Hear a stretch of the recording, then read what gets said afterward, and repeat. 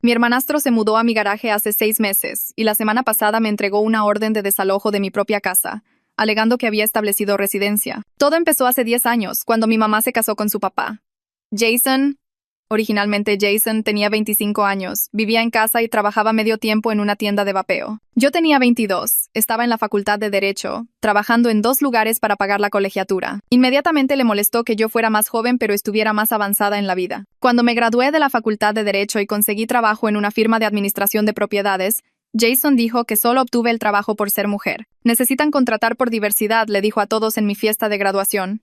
El sector inmobiliario es fácil cuando llenas cuotas. Yo me especialicé en derecho de inquilinos y desalojos. La ironía no se me pasó desapercibida cuando me llamó hace 6 meses, rogándome por un lugar donde quedarse.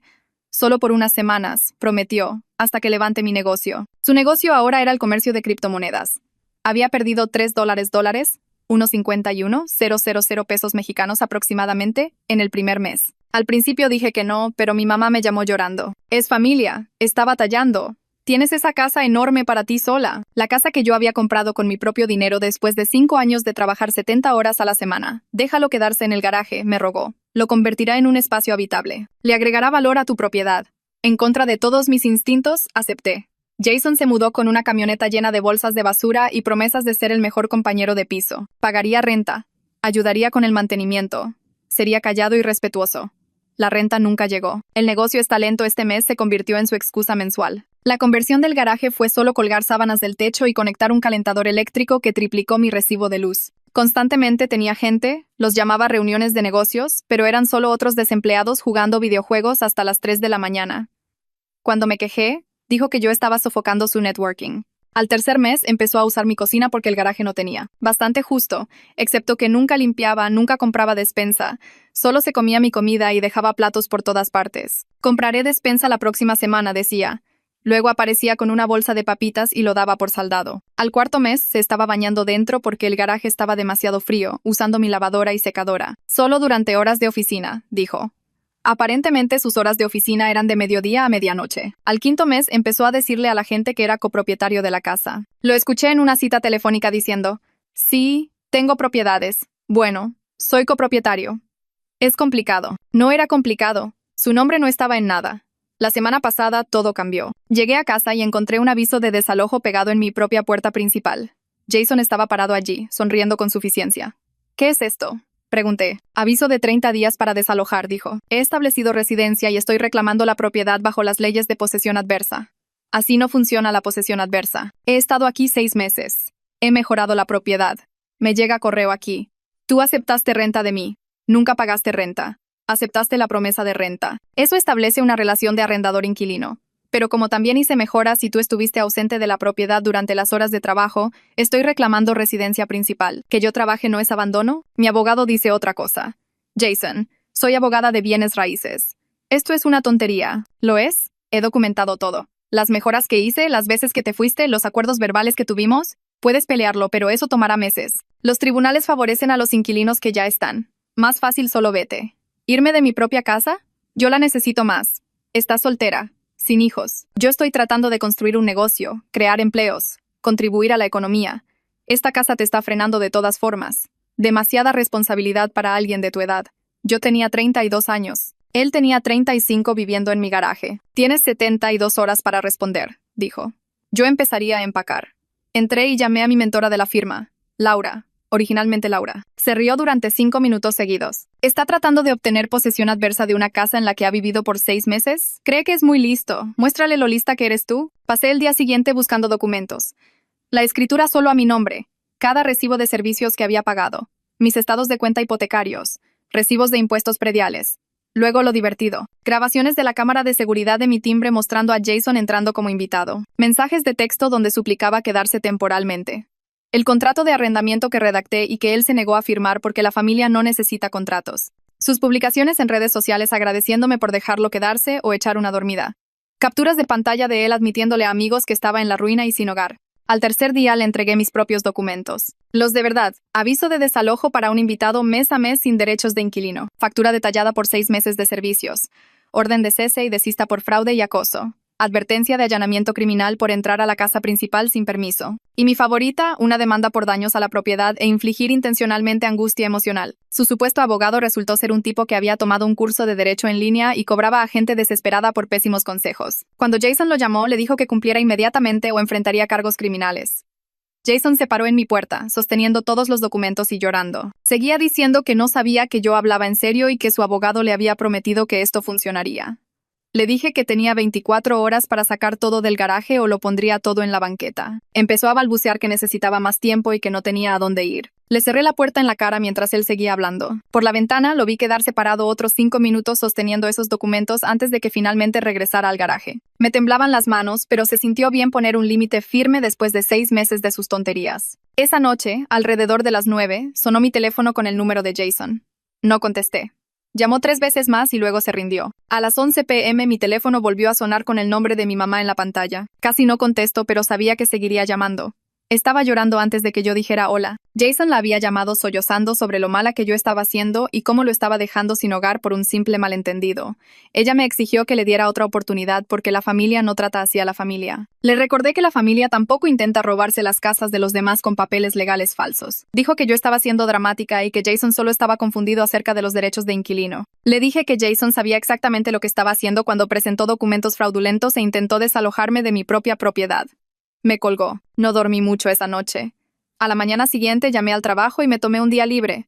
Encontré un cerrajero que pudo venir de inmediato y le pagué extra por el servicio urgente. Cambió primero la cerradura de mi puerta principal, luego la de la trasera, luego la de la lateral que apenas usaba. La puerta entre el garaje y la casa principal había sido el punto de entrada constante de Jason, así que también la hice cambiar. El cerrajero sugirió un cerrojo de seguridad adecuado en la puerta exterior del garaje, ya que la cerradura existente era barata y fácil de forzar. Acepté y me quedé con la única llave. Todo el proceso tomó 3 horas y me costó $400, unos 800 pesos mexicanos, pero valió cada peso.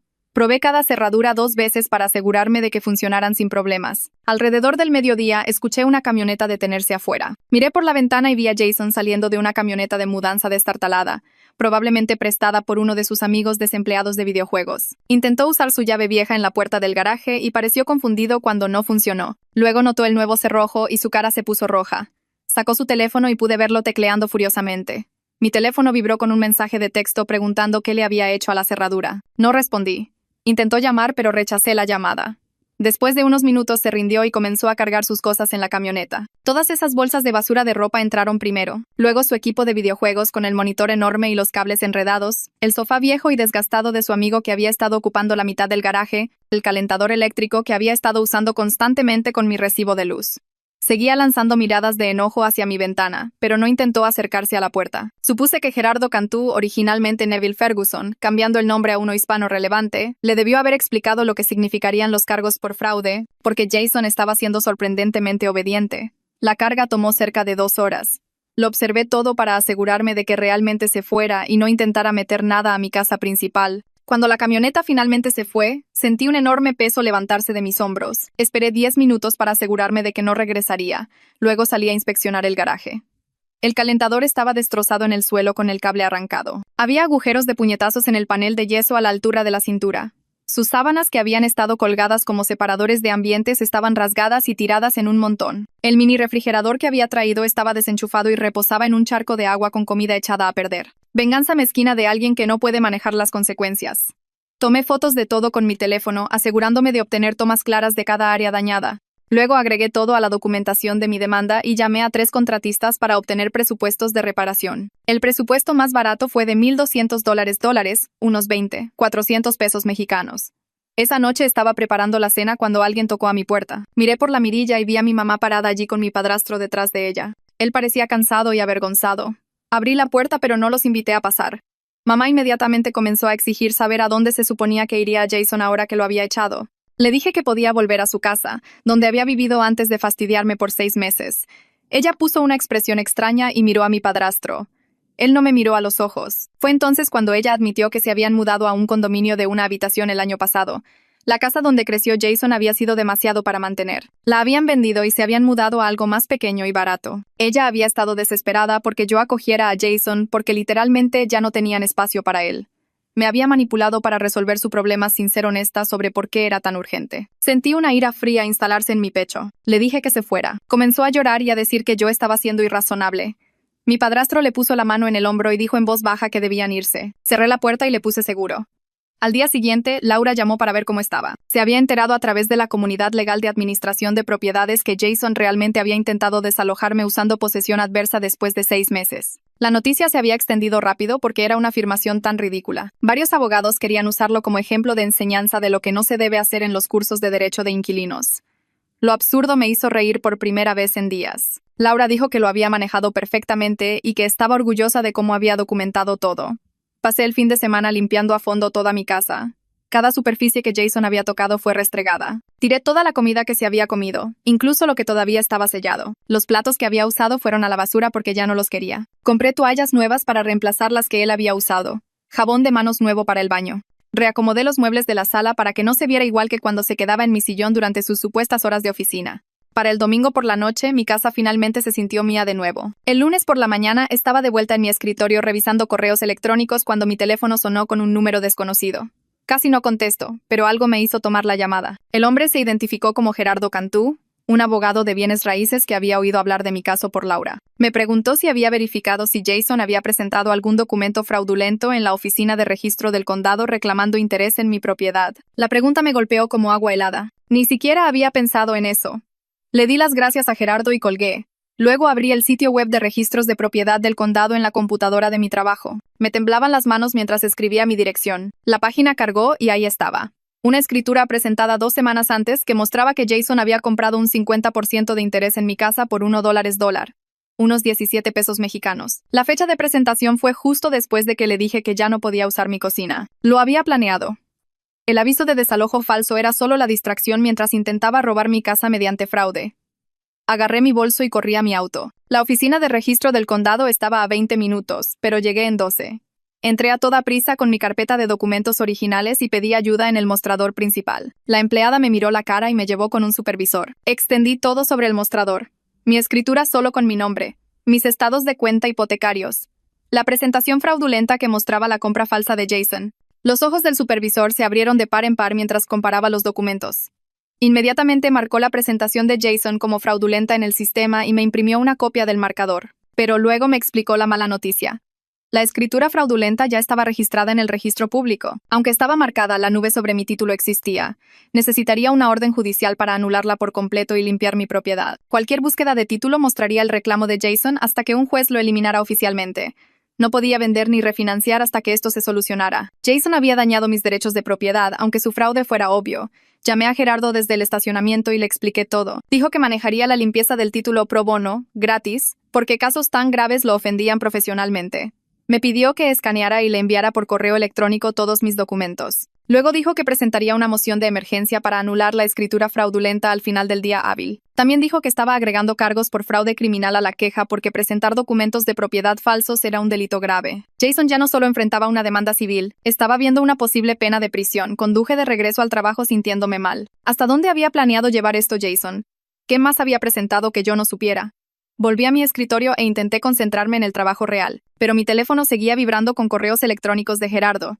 Ya había redactado la moción de emergencia y la estaba presentando electrónicamente. También se había puesto en contacto con la oficina del fiscal de distrito sobre el fraude criminal.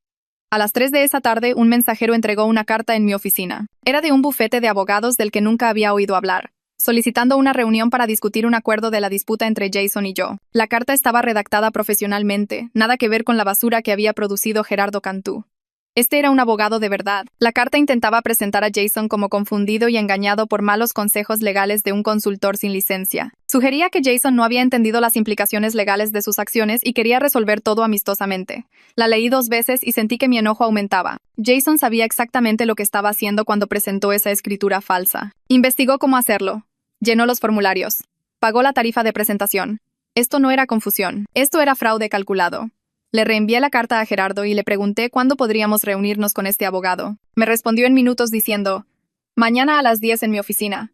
A la mañana siguiente llegué a la oficina de Gerardo 15 minutos antes. Estaba en un bonito edificio del centro con obras de arte reales en el vestíbulo. Su asistente me trajo café y me mostró una sala de conferencias con una mesa larga y sillas de cuero.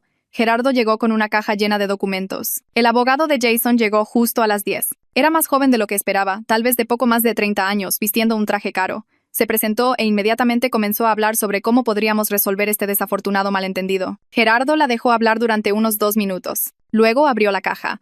Puso sobre la mesa la escritura fraudulenta que Jason había presentado.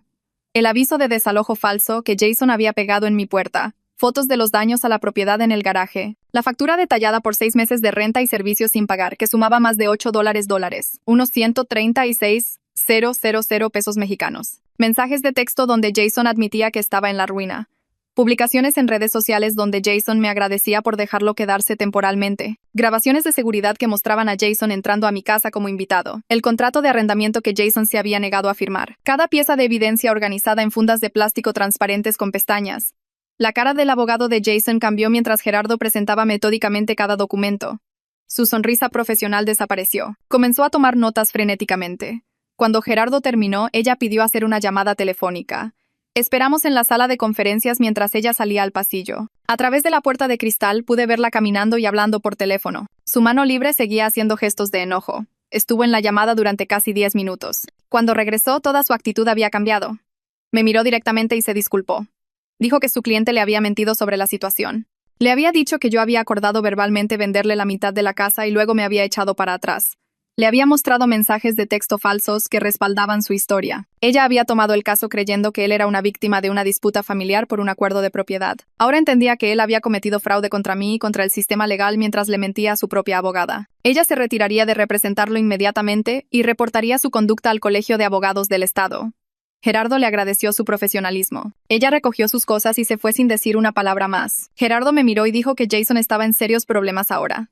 Mentirle a tu propio abogado era una de las cosas más estúpidas que podías hacer. Ningún abogado de buena reputación tocaría su caso después de esto. 2 días después, estaba en mi escritorio revisando un contrato de arrendamiento cuando mi asistente me hizo una señal. Dijo que había alguien en el vestíbulo pidiendo verme, pero no estaba en mi agenda. Antes de que pudiera preguntar quién, agregó que parecía molesto e insistía en que era urgente. Tuve un mal presentimiento. Caminé hacia el vestíbulo y encontré a Jason parado allí con ropa arrugada. Parecía que no había dormido. Se acercó a mí diciendo que teníamos que hablar. Retrocedí y le dije que se fuera. Siguió acercándose, diciendo que yo estaba arruinando su vida por un malentendido. Me di la vuelta y caminé rápidamente hacia el escritorio de seguridad. El guardia se levantó mientras Jason me seguía, su voz se hacía más fuerte. Le expliqué al guardia que este hombre me estaba acosando y que quería que lo sacaran del edificio. Jason comenzó a gritar que yo era su hermana y que no podía hacerle esto a la familia. El guardia llamó a refuerzos y aparecieron 2 oficiales de seguridad más. Lo escoltaron fuera mientras él gritaba que me arrepentiría de esto. Mi jefa salió de su oficina y preguntó qué pasó. Le expliqué toda la situación, la escritura falsa, el intento de desalojo, todo. Ella escuchó atentamente y luego dijo que debería obtener una orden de restricción. No lo había pensado, pero tenía mucho sentido. Jason estaba escalando. Primero el fraude legal, ahora apareciendo en mi lugar de trabajo. ¿Qué haría después? Salí del trabajo temprano y conduje directamente al juzgado. La empleada me dio los papeles para una orden de restricción temporal y los llené en la sala de espera. Documenté los reclamos legales fraudulentos de Jason, su aparición en mi lugar de trabajo esa mañana, los mensajes de texto amenazantes que había estado enviando sobre cómo me arrepentiría de arruinar su vida. Adjunté copias de todo lo que Gerardo había compilado. La empleada revisó mi solicitud y me envió a ver a un juez.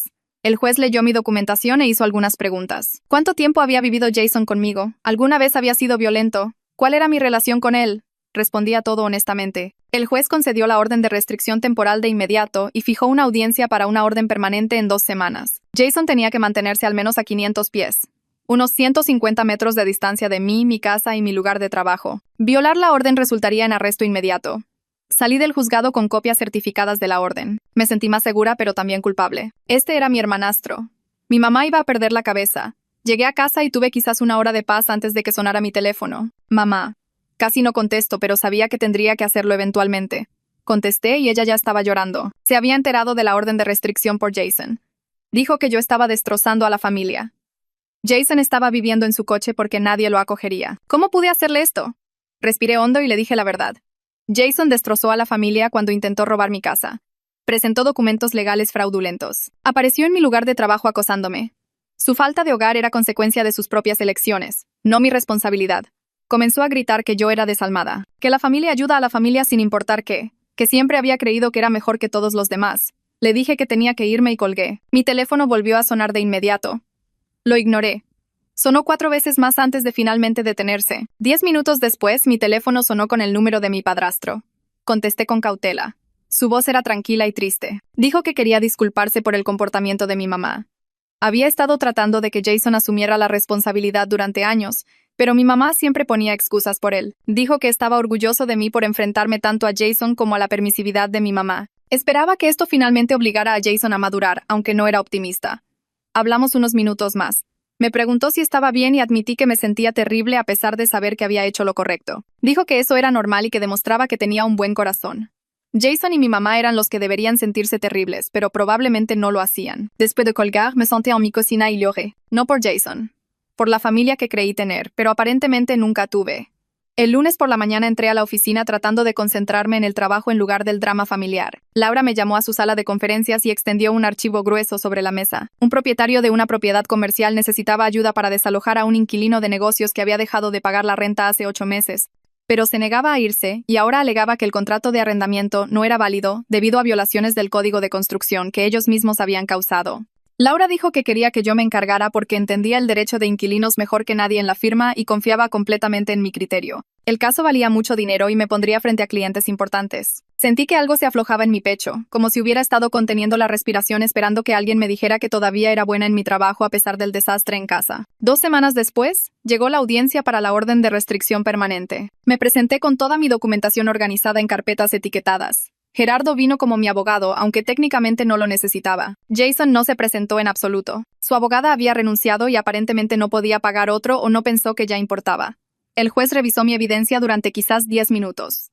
La grabación del timbre que mostraba a Jason como invitado, los mensajes de texto suplicando ayuda temporal, el aviso de desalojo fraudulento, la presentación de la escritura falsa, los mensajes amenazantes después de que presenté la orden temporal. El juez concedió una orden de restricción de 3 años sin dudarlo y agregó una nota en el registro judicial sobre el intento de escritura fraudulenta de Jason y su patrón de acoso. Jason tenía que mantenerse a 500 pies, unos 150 metros de mí, mi casa y mi lugar de trabajo durante 3 años. Violarla significaba arresto inmediato y cargos criminales. Salí del juzgado sintiéndome más segura pero también extraña, como si acabara de hacer algo permanente que no podía deshacer. Gerardo me llamó 3 días después con noticias sobre la situación de la escritura. Había logrado que la escritura falsa de Jason fuera anulada a través de una orden judicial de emergencia. Pero durante el proceso de búsqueda de títulos surgió algo más. Jason había intentado obtener una línea de crédito con garantía hipotecaria utilizando la escritura fraudulenta como garantía. Había solicitado a 2 bancos diferentes, alegando que poseía el 50% de mi casa y quería pedir prestado contra su parte. Un banco lo había negado de inmediato porque su búsqueda de título detectó los problemas. El otro banco había comenzado a procesar la solicitud antes de que mi presentación de emergencia lo detuviera. Ahora ambos bancos estaban persiguiendo cargos criminales por fraude hipotecario. Gerardo explicó que intentar obtener fraudulentamente una hipoteca era un delito grave que conllevaba una pena de prisión seria. Por lo general, de 2 a 5 años dependiendo de la cantidad y las circunstancias. Jason había intentado pedir prestado $80, casi 1.360.000 pesos mexicanos. Me senté en mi auto afuera de la oficina de Gerardo sintiéndome mal. Esto había ido mucho más allá de lo que yo pretendía cuando le entregué por primera vez los papeles de desalojo. Yo solo quería que saliera de mi casa. Ahora se enfrentaba a una posible pena de prisión. Sabía que se lo había buscado por completo al presentar esa escritura falsa e intentar robar mi casa. Pero aún así me sentía culpable. Era familia, aunque fuera una persona terrible. Esa noche no pude dormir. Seguía pensando en Jason en prisión y mi mamá culpándome para siempre y mi padrastro atrapado en el medio. Requested Reds está ahora en Spotify. Echa un vistazo al enlace en la descripción o en los comentarios. A la mañana siguiente busqué terapeutas que se especializaran en conflictos familiares. Encontré a Michelle Raymond, originalmente Michelle Raymond, que tenía buenas críticas y disponibilidad esa semana. Hice una cita para el jueves por la tarde. La oficina de Michelle era pequeña y cómoda, con iluminación suave y pañuelos en cada superficie. Le conté todo. La situación del garaje, el intento de fraude de Jason, la orden de restricción, los cargos criminales, la manipulación de mi mamá, la culpa que sentía a pesar de saber que no había hecho nada malo. Michelle escuchó sin interrumpir y luego me hizo una pregunta. ¿Cuándo aprendí por primera vez que mis necesidades no importaban tanto como mantener la paz en la familia? Empecé a llorar y no pude parar durante 10 minutos. Durante las siguientes semanas, Michelle me ayudó a comprender que establecer límites no era cruel, que protegerme de alguien que intentaba robar mi casa no era malo ni vengativo, que Jason había tomado sus propias decisiones y se había ganado sus propias consecuencias. Señaló patrones que nunca antes había notado. Cómo mi mamá me había estado manipulando desde el matrimonio hace 10 años. Cómo siempre se esperaba que yo fuera la razonable, que hiciera concesiones, que ayudara. Cómo mi éxito era tratado como un recurso para que la familia lo usara en lugar de algo que me había ganado. Como cada vez que establecía un límite, mi mamá lo enmarcaba como egoísmo. Michelle me pidió que hiciera una lista de las veces que me habían voluntariado para resolver problemas familiares. Llené 2 páginas. Veces que mis propias necesidades habían sido desestimadas como egoístas. Otras 2 páginas. Empecé a reconocer el patrón en tiempo real. 3 semanas después de la orden de restricción, mi mamá envió un correo electrónico largo. Dijo que entendía por qué estaba enojada. Dijo que Jason había cometido errores, pero que todos merecían perdón. Dijo que me pedía, como su hija, que retirara la demanda para que Jason pudiera seguir con su vida. Los cargos bancarios estaban fuera de mi control, pero al menos yo podía dejar de perseguirlo por daños y renta no pagada. Dijo que aferrarse al enojo solo me lastimaría a largo plazo. Dijo que la familia es para siempre y que me arrepentiría de destruir estas relaciones por dinero y orgullo. Leí el correo electrónico 2 veces y luego lo cerré. Michelle y yo habíamos hablado sobre este escenario exacto. Mi mamá todavía no estaba reconociendo lo que Jason había hecho mal. No se estaba disculpando por manipularme para que lo alojara. No estaba asumiendo ninguna responsabilidad por habilitar su comportamiento. Solo me estaba pidiendo que absorbiera más daño para que Jason no tuviera que enfrentar consecuencias. No respondí. El contratista terminó de reparar los daños del garaje a principios de noviembre. Los agujeros en las paredes fueron parchados y pintados. El calentador roto fue reemplazado por calefacción adecuada. Pero el contratista sugirió ir más allá y convertirlo en un verdadero apartamento tipo estudio con su propio baño y cocineta. Costaría más por adelantado, pero agregaría valor serio a mi propiedad y me permitiría rentarlo legítimamente. Acepté y vi la transformación durante 3 semanas. Paredes reales en lugar de sábanas colgantes. Un pequeño baño con ducha. Una cocineta con mini refrigerador y estufa de 2 quemadores. Aislamiento adecuado y control de clima. Parecía profesional y habitable. Decidí rentarlo para cubrir los costos de reparación. Esta vez haría todo bien. Contrato de arrendamiento adecuado. Selección de inquilinos. Verificación de crédito. Referencias. Todo lo que debería haberle exigido a Jason, pero no lo hice debido a la presión familiar. Mi primera solicitante fue Eva Durán. Originalmente Ava DuPont, una estudiante de posgrado que trabajaba en su tesis en ciencias ambientales. Necesitaba un espacio tranquilo lejos del drama de compañeros de piso y el ruido del campus. Tenía excelentes referencias de propietarios anteriores que decían que era respetuosa, tranquila y que siempre pagaba la renta por adelantado. Tenía ingresos estables de un puesto de asistente de enseñanza y una beca de investigación. Leyó todo el contrato de arrendamiento cuidadosamente e hizo preguntas inteligentes sobre servicios y estacionamiento. Luego lo firmó sin intentar negociar ningún término o reclamar que merecía un trato especial. El estándar era increíblemente bajo, pero de todos modos me sentía aliviada. Eva se mudó un sábado frío de diciembre. Tuvo ayuda de 2 amigas y cargaron cajas de libros y equipo de laboratorio. Se presentó correctamente, me agradeció por el espacio y preguntó sobre el horario de recolección de basura. Ese primer mes pagó la renta 3 días antes. Mantuvo el espacio limpio. No puso música a todo volumen a las 3 de la mañana. No usó mi cocina ni mi lavadora y secadora sin preguntar. No le dijo a la gente que era copropietaria de mi casa. Tener a alguien responsable en el garaje me ayudó a recuperar ese espacio en mi cabeza. Ya no era la zona de desastre de Jason. Era un alquiler legítimo que generaba ingresos y demostraba que podía confiar en mi propio juicio cuando no estaba siendo manipulada por la obligación familiar. Justo antes de Navidad, Gerardo llamó con una actualización sobre la investigación de fraude del banco. Habían estado investigando los antecedentes de Jason y descubrieron que había intentado este mismo esquema antes. Hace 3 años estuvo saliendo con una mujer que lo dejó mudarse a su apartamento temporalmente. Después de 2 meses, intentó reclamar derechos de inquilino y amenazó con demandarla por desalojo ilegal cuando ella le pidió que se fuera. Había presentado documentos alegando que tenían un acuerdo de arrendamiento verbal y que él había hecho mejoras en la propiedad. La mujer estaba asustada y confundida y finalmente solo le pagó $2, unos 34,000 pesos mexicanos, para que se fuera en paz. Ella nunca presentó cargos porque quería que terminara. El investigador del banco la había localizado y ella accedió a proporcionar una declaración. Jason era un estafador en serie que se dirigía a personas que se preocupaban por él. Encontraba personas vulnerables, se mudaba bajo falsos pretextos y luego usaba la intimidación legal para obtener dinero o alojamiento. Yo no fui su primera víctima. Solo fui la primera que luchó lo suficientemente fuerte como para exponer todo el patrón. 2 días después, Gerardo llamó mientras yo preparaba la cena. Fue directo al grano. El fiscal de distrito revisó toda la evidencia y quería procesar a Jason por la presentación de la escritura fraudulenta y el intento de fraude hipotecario. Tenían suficiente para múltiples cargos por delitos graves. Gerardo dijo que el fiscal necesitaba saber si yo cooperaría como testigo, y si quería presionar por las penas máximas o pedir clemencia debido a la relación familiar. Le dije que necesitaba tiempo para pensarlo. Esa noche apenas dormí. Enviar a mi hermanastro a prisión se sentía mal, aunque sabía que lo que había hecho era grave. A la mañana siguiente llamé a Michelle y le pedí una sesión de emergencia. Me hizo un hueco esa tarde. Me senté en su oficina explicando lo culpable que me sentía por potencialmente destruir la vida de Jason. Michelle escuchó y luego preguntó qué le pasaría a la siguiente persona a la que Jason atacara si no enfrentaba consecuencias reales. Me recordó a la exnovia que le había pagado $2 solo para que se fuera. Esa mujer había estado asustada y sola, y Jason había explotado su miedo. Si se salía con la suya de nuevo, simplemente encontraría otra víctima. Michelle me ayudó a entender que proteger a futuras víctimas no era cruel, era necesario. Llamé a Gerardo esa noche y le dije que cooperaría plenamente con la fiscalía. Testificaría si era necesario y no pediría clemencia. Gerardo dijo que el fiscal querría una declaración de impacto de la víctima describiendo lo que el fraude de Jason me había costado financiera y emocionalmente. Pasé los siguientes 2 días escribiéndola. Describí la violación de confianza cuando Jason presentó esa escritura falsa. Expliqué los miles de dólares en honorarios legales para limpiar mi título. Detallé el daño emocional de que mi propio hermanastro intentara robar mi casa. Escribí sobre la investigación bancaria y el estrés de preguntarme si mi hipoteca estaba comprometida. Incluí capturas de pantalla de los mensajes de texto amenazantes de Jason y copias de sus documentos fraudulentos. Cuando terminé, tenía 12 páginas. Lo envié a la oficina del fiscal de distrito e intenté concentrarme en el trabajo mientras esperaba lo que sucedería después. 3 semanas después, Gerardo llamó para decir que Jason había sido arrestado esa mañana. Múltiples cargos de fraude, falsificación e intento de robo por engaño. La fianza se fijó alta debido a que la víctima anterior se presentó con su propia declaración. Jason no podía pagarla, así que se quedaría en la cárcel hasta el juicio. 1 hora después de la llamada de Gerardo, mi teléfono sonó con el número de mi mamá. Casi no contesto, pero una parte de mí necesitaba escuchar lo que diría. Comenzó a gritar antes de que yo pudiera decir hola. Yo había destruido a su familia. Había enviado a mi propio hermano a la cárcel por un malentendido. Jason estaba confundido y cometió errores, pero yo estaba siendo cruel y vengativa.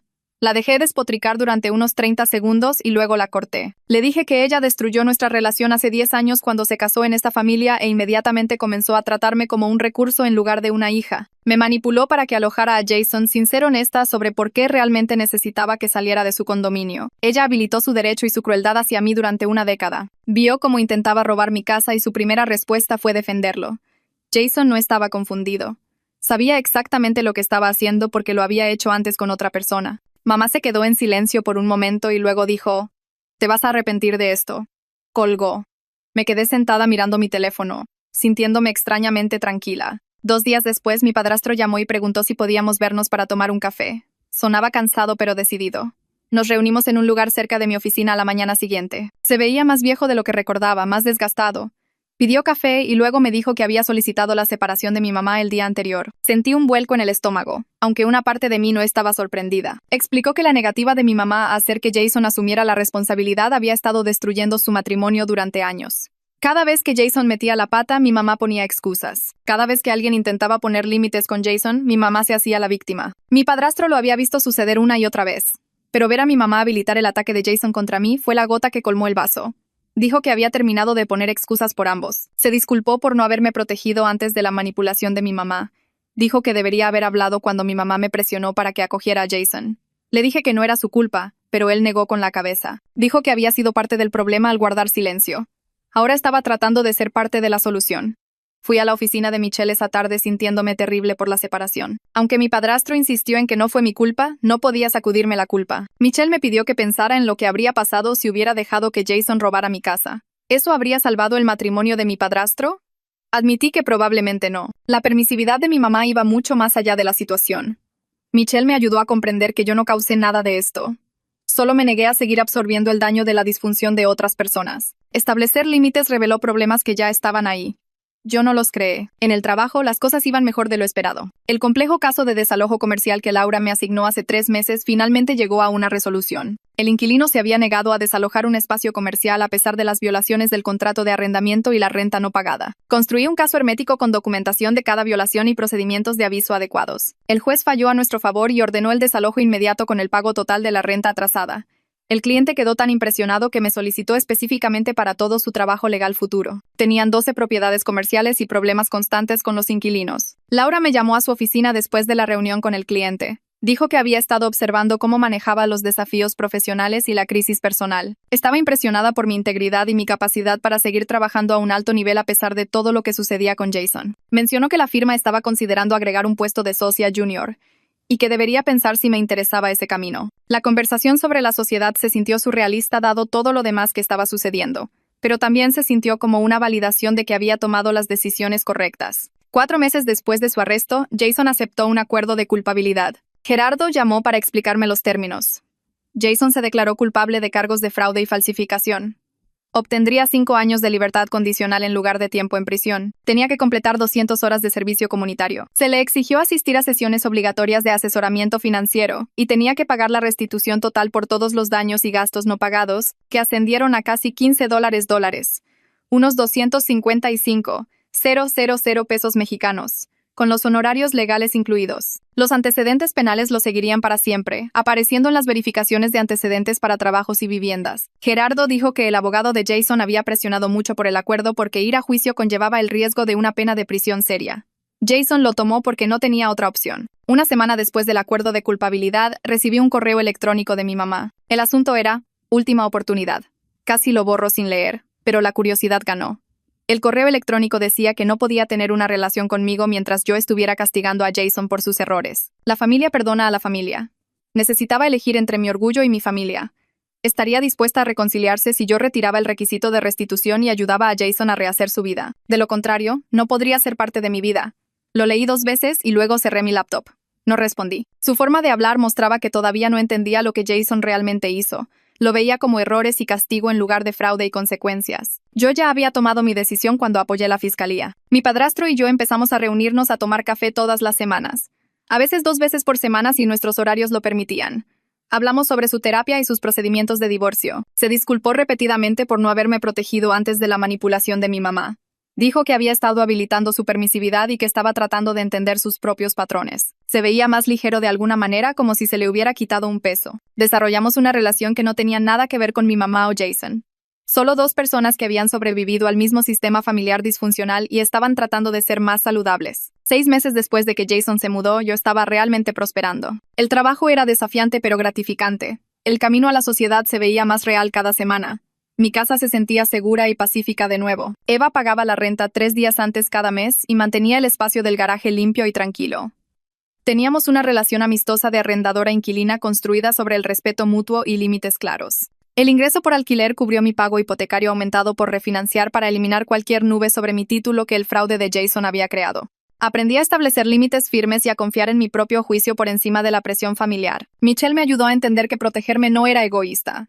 La amistad de mi padrastro me demostró que las relaciones familiares saludables eran posibles cuando ambas personas asumían la responsabilidad. Y las consecuencias de Jason, aunque severas, probablemente habían salvado a su próxima víctima potencial de pasar por lo que yo pasé. 2 meses después, Gerardo llamó preguntando si yo copresentaría con él en una conferencia de derecho de propiedad sobre esquemas de escrituras fraudulentas. Quería usar mi caso como ejemplo de enseñanza para otros abogados sobre cómo proteger a los propietarios de estafas similares. Dije que sí de inmediato porque convertir mi pesadilla en experiencia profesional se sentía empoderador. Pasamos semanas preparando la presentación, reuniendo toda la documentación del caso de Jason y organizándola en una línea de tiempo clara que mostraba cómo se desarrolló el fraude. Gerardo manejó el análisis legal técnico mientras yo me centré en las señales de advertencia prácticas que los abogados de propiedad deberían buscar. La conferencia fue en un salón de baile de hotel con unos 200 abogados de toda la región. Me paré en el podio junto a Gerardo y revisé el aviso de desalojo fraudulento de Jason, su reclamo de posesión adversa falso y la escritura falsificada que había presentado en el condado. La audiencia tomó notas e hizo preguntas sobre señales de alerta y estrategias de prevención. Después de que terminamos, al menos una docena de abogados se acercaron a hablar. 3 de ellos tenían clientes lidiando con situaciones similares donde miembros de la familia o compañeros de piso intentaban reclamar derechos de propiedad que no tenían. Un abogado me contó sobre un caso en el que un exnovio presentó una escritura de renuncia de derechos falsa e intentó vender el condominio de su exnovia.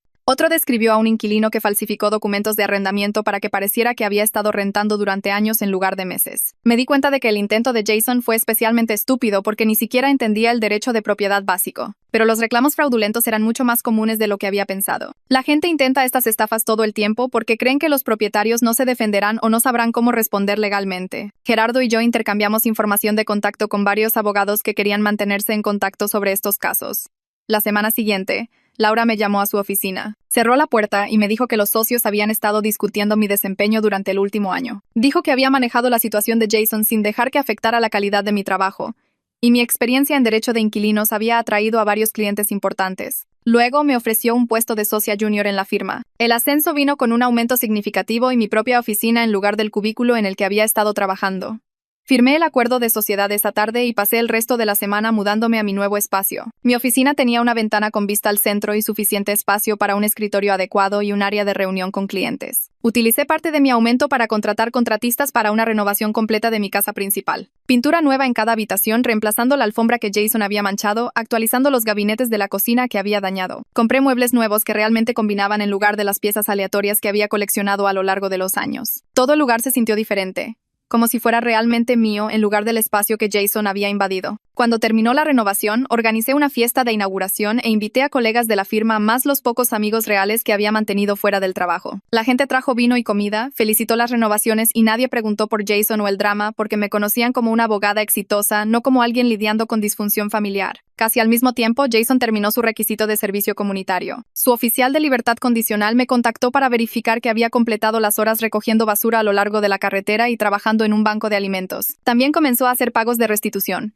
Aunque a $50 unos 850 pesos mexicanos, por mes, le tomaría más de 20 años pagar los $15 unos 255,000 pesos mexicanos, que debía. El oficial de libertad condicional llamaba cada pocos meses preguntando si había recibido los pagos y si Jason me había contactado violando la orden de restricción. Respondí de manera objetiva sin agregar comentarios sobre lo que Jason merecía o cómo me sentía acerca de la situación. Mi padrastro me envió un mensaje de texto diciendo que mi mamá quería reconciliarse. Me reenvió su mensaje que decía que había estado pensando en nuestra relación y me extrañaba en su vida, pero todo el mensaje se centró en si yo estaba lista para perdonar en lugar de reconocer lo que ella realmente había hecho mal. Quería que yo entendiera que Jason había estado batallando y que ella solo había estado tratando de ayudar a la familia. Le respondí a mi padrastro que estaba abierta a reconstruir nuestra relación cuando mi mamá estuviera lista para asumir una responsabilidad real por manipularme para que alojara a Jason y luego elegir su lado cuando cometió fraude. Agregué que no estaba conteniendo la respiración porque me había demostrado exactamente dónde estaba yo en sus prioridades. 3 meses después de eso, el divorcio de mi padrastro finalizó. Se mudó a un pequeño apartamento de una habitación a unos 15 minutos de mi casa. Empezamos a cenar juntos todas las semanas, a veces 2 veces si nuestros horarios lo permitían. Se veía más saludable y más relajado de lo que lo había visto en años. Me dijo que no tener que manejar constantemente el drama de mi mamá y los esquemas de Jason le había quitado un peso que ni siquiera se dio cuenta de que había estado cargando. Hablamos de cosas normales como su nuevo pasatiempo de carpintería y mis casos en el trabajo. A veces discutíamos la situación familiar, pero en su mayoría solo construimos una relación que no tenía nada que ver con mi mamá o Jason. Un año completo después del intento de desalojo de Jason, me senté en mi sala renovada y me di cuenta de que era genuinamente feliz. El trabajo era desafiante pero gratificante. El camino a la sociedad era real. Mi casa se sentía segura y pacífica. Había aprendido a establecer límites firmes y a confiar en mi juicio profesional por encima de la presión familiar. Michelle me había ayudado a reconocer los patrones de manipulación antes de que me costaran, y había dejado de sentirme culpable por protegerme. La mayor lección fue entender que la familia no tiene oportunidades ilimitadas para lastimarte solo porque compartes ADN o historia. Ese mismo mes, Eva me dijo que quería renovar su contrato de arrendamiento por otro año. Había sido la inquilina perfecta, pagando la renta por adelantado cada mes y manteniendo el espacio del garaje limpio y tranquilo. Teníamos una relación profesional amistosa construida sobre expectativas claras y respeto mutuo. Me di cuenta de que había convertido con éxito el garaje de un símbolo de violación a una fuente legítima de ingresos. El dinero del alquiler cubría mi pago hipotecario más alto y demostraba que toda la situación con Jason, por terrible que fuera, me había enseñado que protegerme no era egoísta.